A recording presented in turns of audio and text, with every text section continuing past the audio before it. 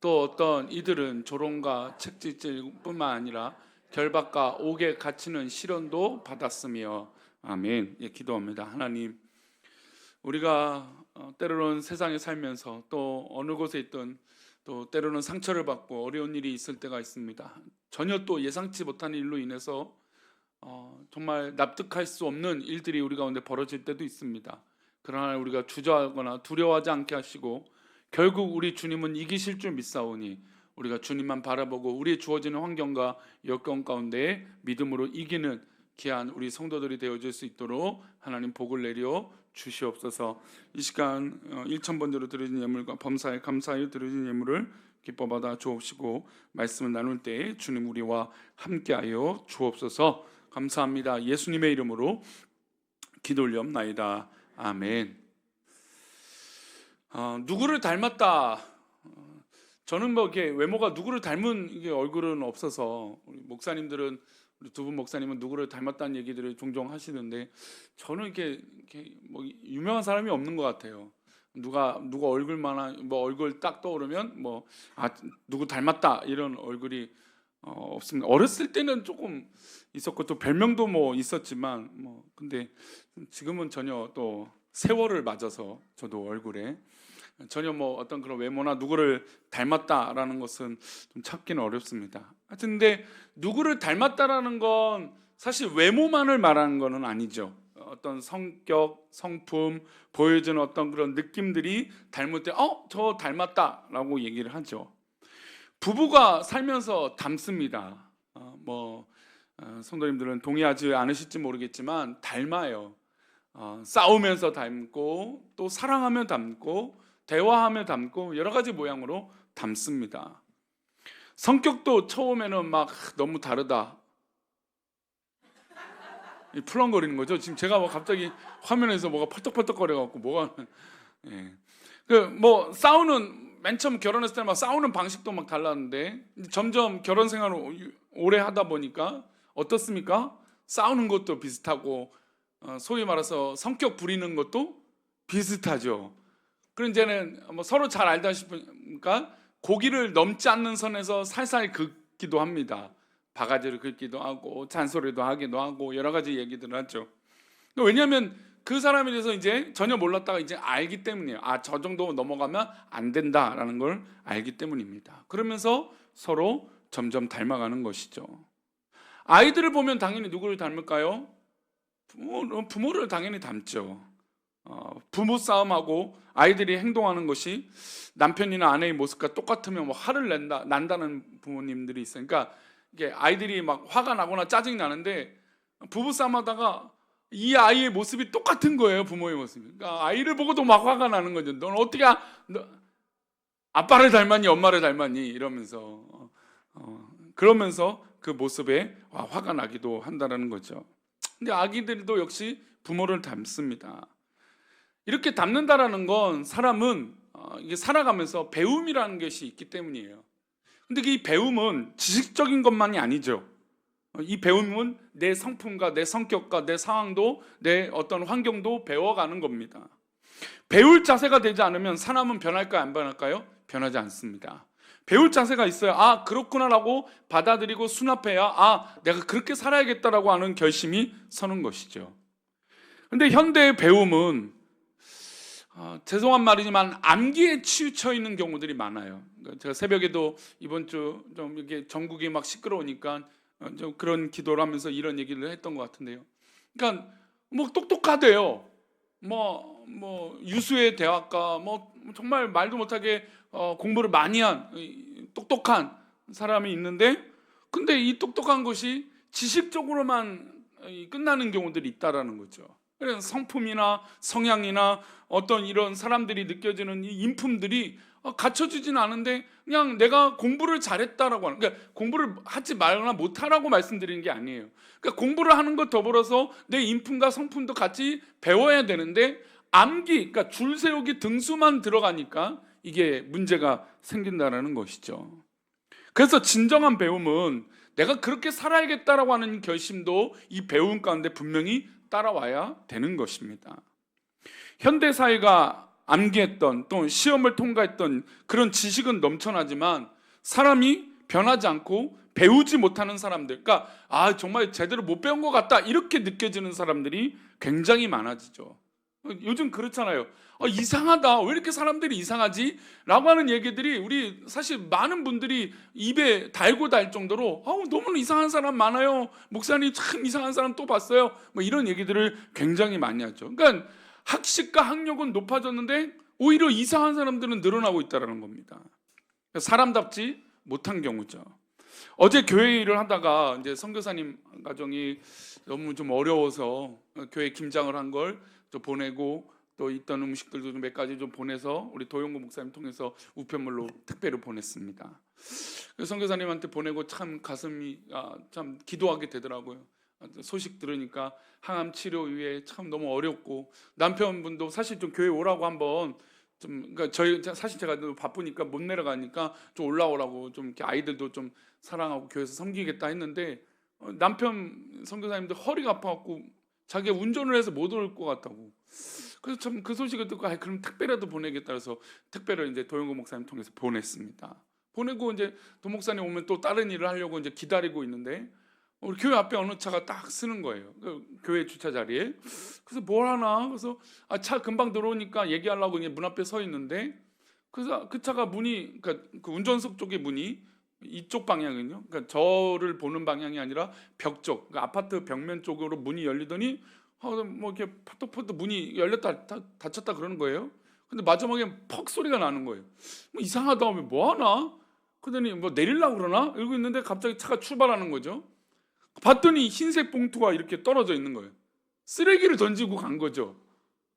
제가 보고, 이게 분명히 없었으니까, 도영구 목사님 차가 떠나는 걸 보고 그 자리를 지켜보고 있었으니까 아무것도 없었는데, 낙엽밖에 없었는데 흰 봉투가 떨어지는 그 소리를 들었으니까 이게 보고 그 차량 번호를 제 목소리, 그러니까 제가 낼 수 있는 큰 목소리로, 번호도 지금 기억하고 있는데 이 차량 번호를 말하면서 아저씨 그랬어요. 아저씨인지 누군지 모르겠지만 일단 그냥 아저씨를 호칭하면서 몇 번 번호 막 이렇게 말하면서 갔더니 갑자기 차가 속력을 했더니 그 차 사고 날 뻔했어. 그냥 꺾어서 하더라고요. 그러니까 제가 부르니까 이게 들켰다 생각이 들어서 도망간 것 같아요.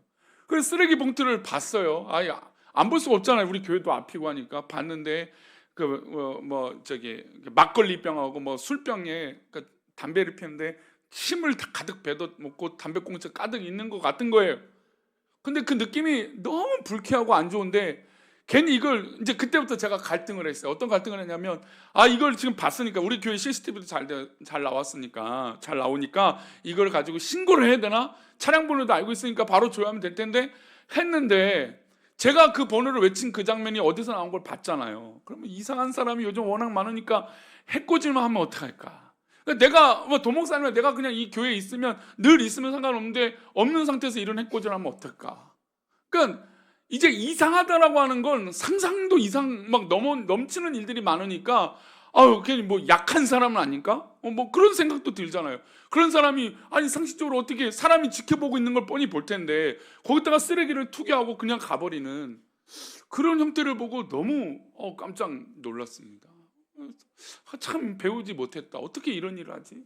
오늘 또 우리 목사님들하고 잠깐 이제 간식을 먹으면서 카페에서 앉아서 이런저런 얘기하는데 카페 문을 여는 거예요, 누가. 그래서 여는데 이게 뭐 이제 카페 문 닫혔다고 했는데 손님인가 하면서 우리 교육자들 우리 문 닫았어요 그랬더니 교회 정문을 향해서 들고 들어오는 거죠. 그러더니 경찰관이래요. 여성 경찰관, 남성 경찰관이 2명이 왔어요. 자기가 이제 이 노원 경찰서인데 지금 뭐 도난 사건이 있어서 혹시 CCTV를 확인할 수 있겠냐. 그래서 뭘 잃어버렸냐 그랬더니 자전거를 잃어버렸다는 거예요. 분실했는데 여기 CCTV 딱 찍히는 곳이라 잘 보일 것 같아서 좀 보여달라고 해서 알았다고 해서 교육자들하고 다 같이 봤어요. 봤더니 그날 아마 이제 성국형제가 뭐 교회 일을 보려가 3일이었네요. 8월 3일? 12월 3일? 12월 3일은 무슨 요일이에요? 화요일인가요? 네, 화요일날 이제 성국형제가 차가 있고 뭐 이렇게 있는데 그 옆에 자전거. 늘 우리 교회 학원 다니는데 늘 우리 교회 주차장 그 CCTV 앞에다 딱 주차하는 애가 있어요.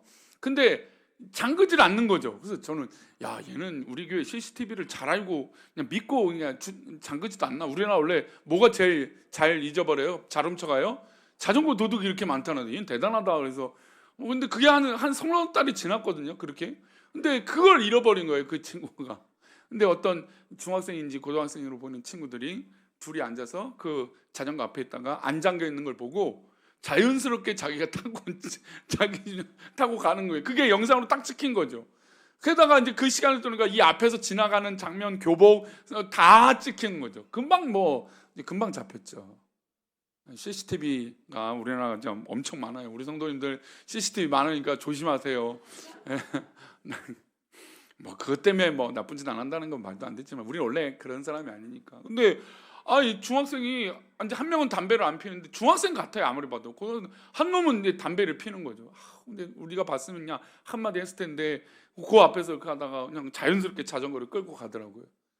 그걸 보고 야, 이렇게 아이들이 그러니까 제가 그냥 영상만 볼 때는 자기 자전거에 그냥 자기 자전거를 자기가 툭툭 하고 가는 것처럼 보이지 이거 뭐 두리번거리지도 않아요.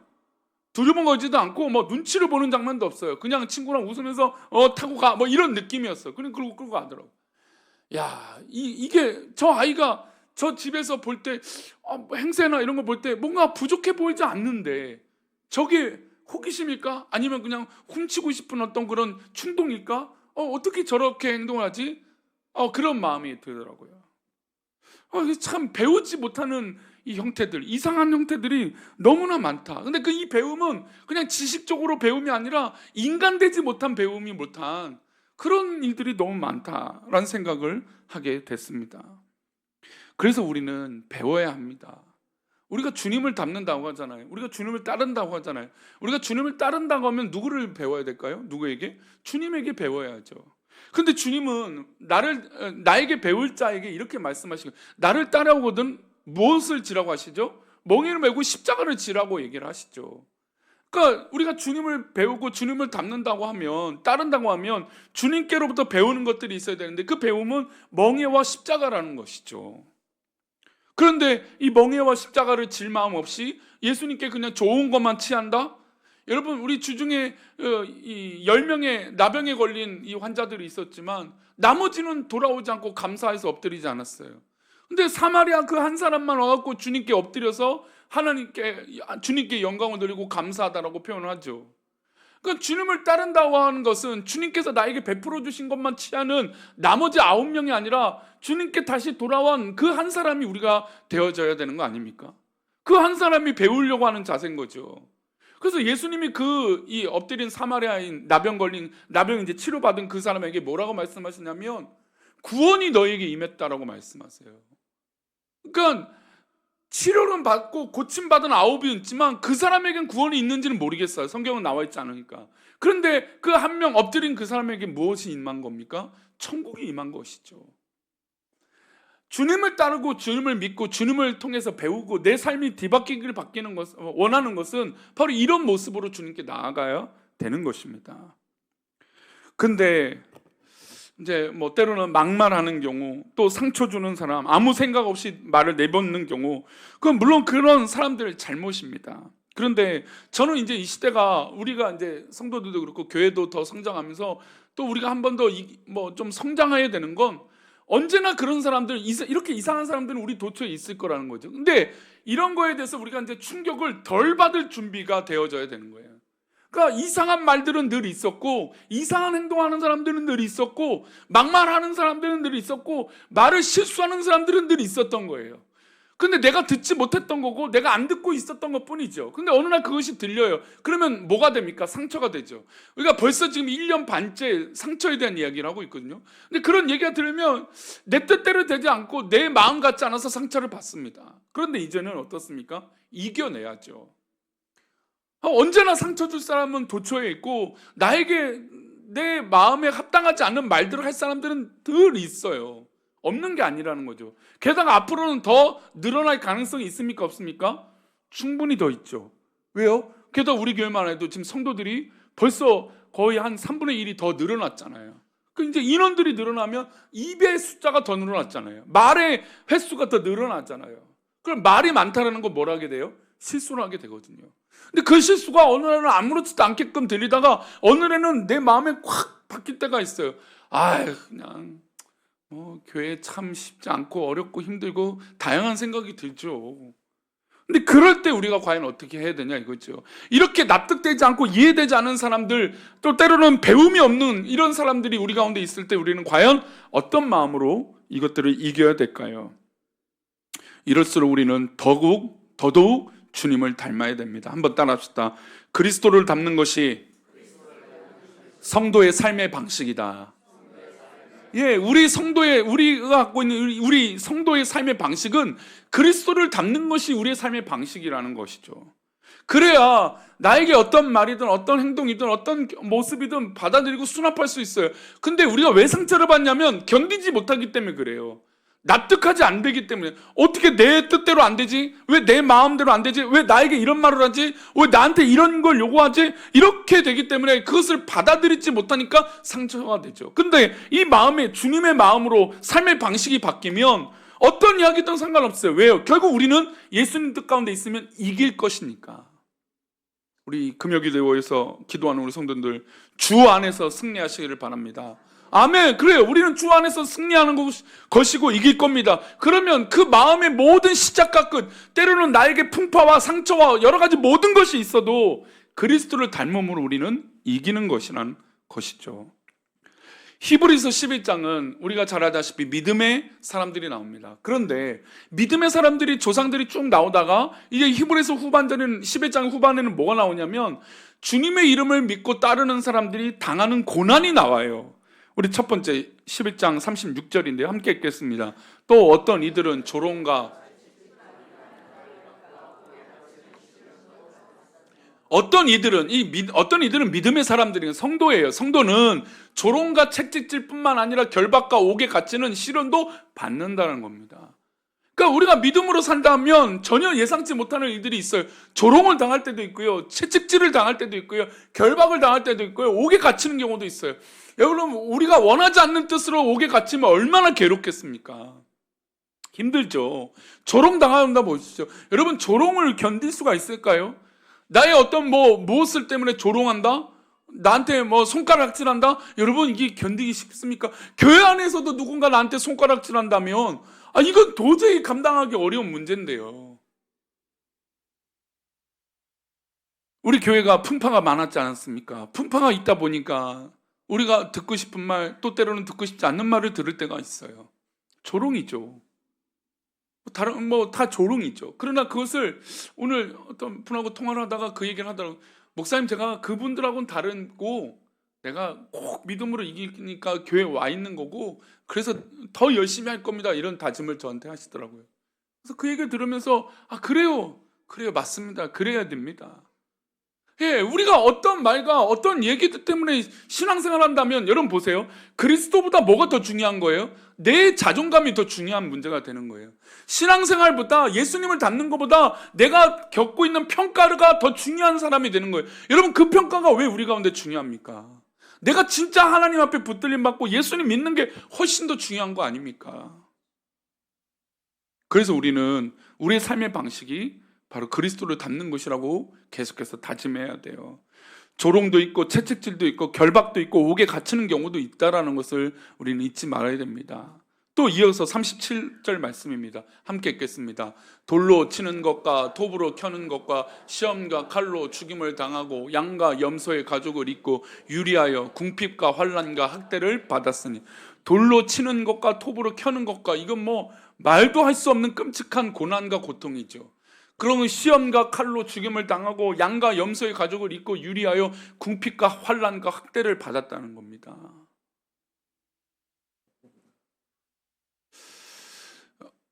요즘 아이들을 학교에 보낸다는 게 참 쉽지 않아요. 참 어렵다는 얘기 많이 들어요. 왜냐하면 그러니까 우리 어른들이 그러니까 저희 또래 한 30년 전 세대를 보면 저희 또래가 학교 다닐 때 또 저런 세대가 있네. 근데 저희 세대가 또 요 밑에 세대가 학교 다닐 때 또 다르죠. 근데 지금 이 밑에 세대가 키우는 아이들의 모습을 보면 또 달라요. 어린이집부터 학교 생활부터 너무너무 그리고 요즘 아이들이 얼마나 이제 이 잔인한 아이들을 보면 말도 못하게 잔인한 아이들이 있어요.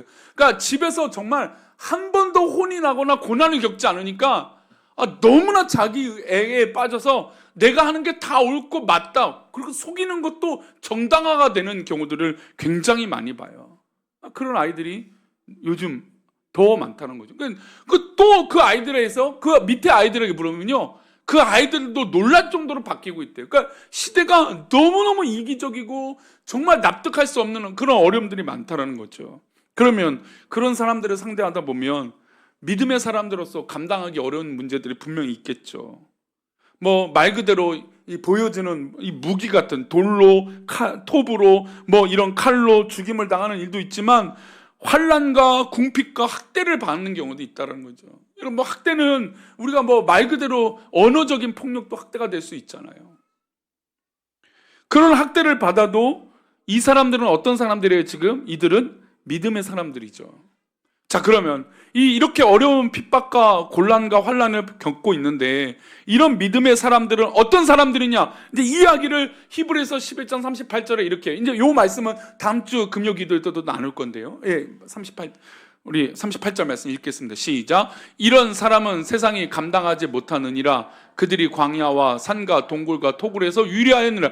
이런 사람이 누구라고요? 지금 11장에서 계속해서 말했던 이 사람들이 누구예요? 믿음의 사람들이잖아요. 믿음의 사람들은 세상이 감당하지 못하느라, 요걸 가로를 쳐놓고 그 사람들이 어떤 일을 겪고 있느냐? 그들이 광야와 산과 동굴과 토굴에 유리하였다.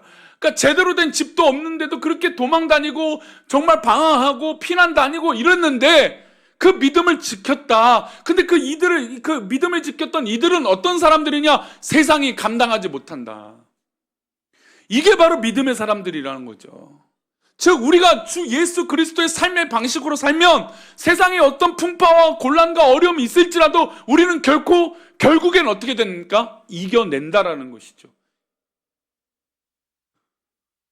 이번 주를 겪으면서 정말 많이 느낍니다. 사실 저는 어렸을 때 이제 군사 쿠데타의 딱 그 이후에 태어난 생들입니다. 근데 제가 초등학교 한 3, 4학년 때 교회와 성당에서 뭘 틀어줬냐면 이 5.18 광주항쟁 이 영상들을 틀어줬어요.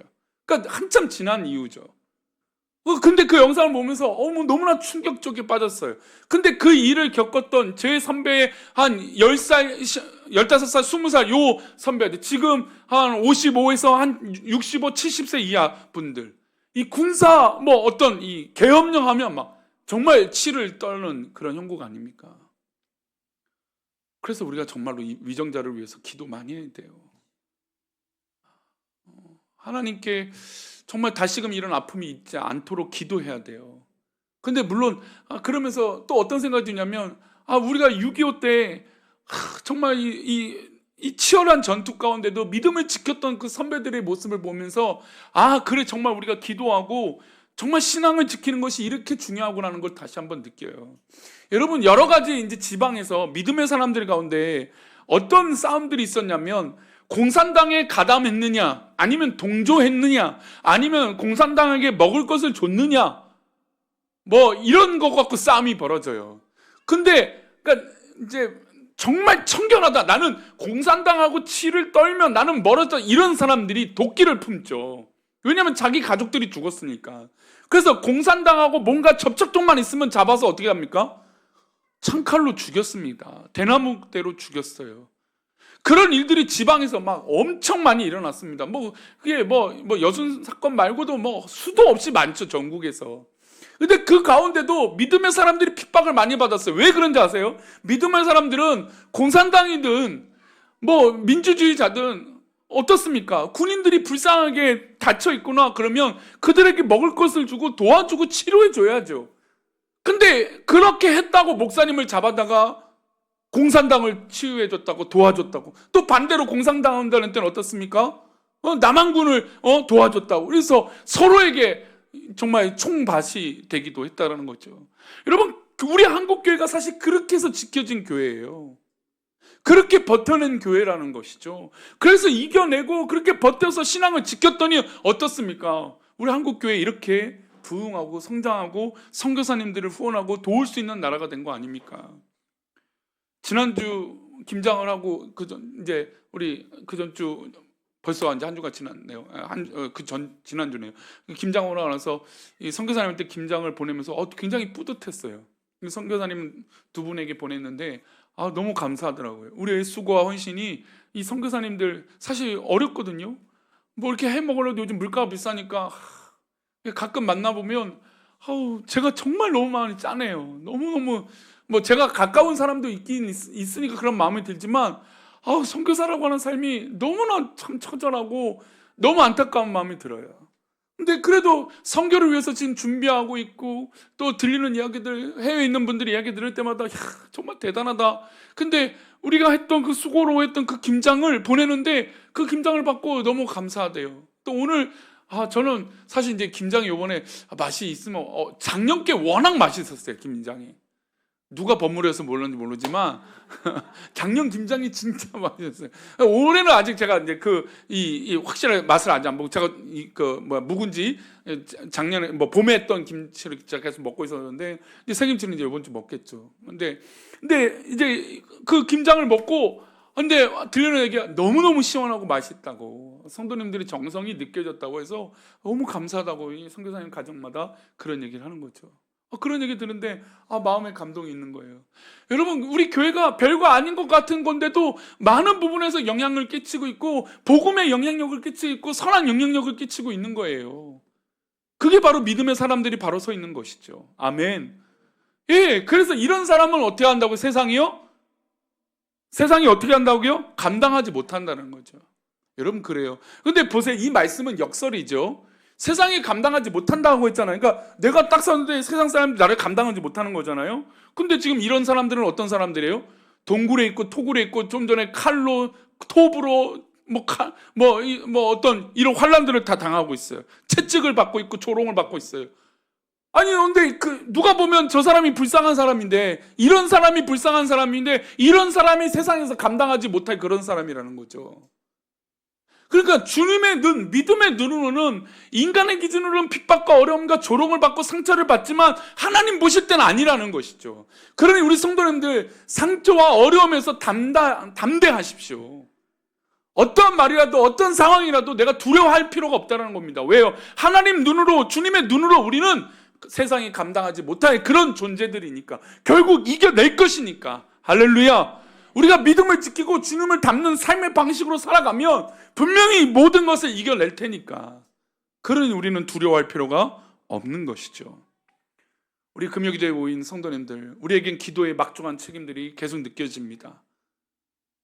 하나님께서 이 나라 인민족을 사람의 방법이 아니라 하나님 방법으로 분명히 이끌 것을 위해서 기도해야 될 줄 믿습니다. 그리고 돌아온 주일에 임직투표가 있습니다. 세례교인 이상이죠. 우리 등록한 세례교인 이상이 투표를 할 텐데 참 기대가 되고 또 떨리기도 합니다.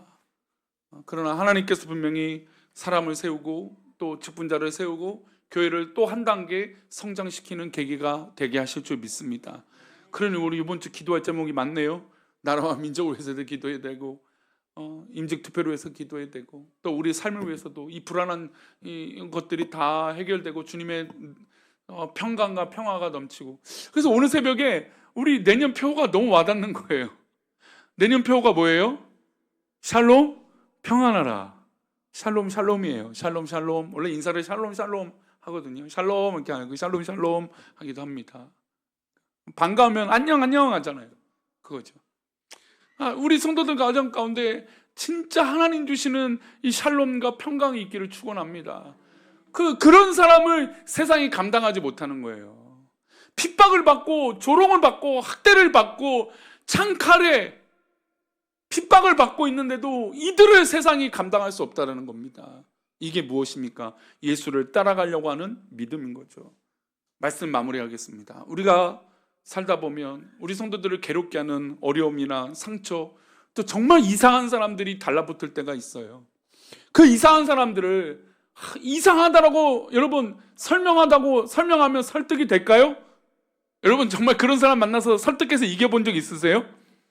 얘기하고 나면 내가 시간이 아깝지, 내가 뭘 한다고 이야기를 하다가 이렇게까지 고생하고 있나.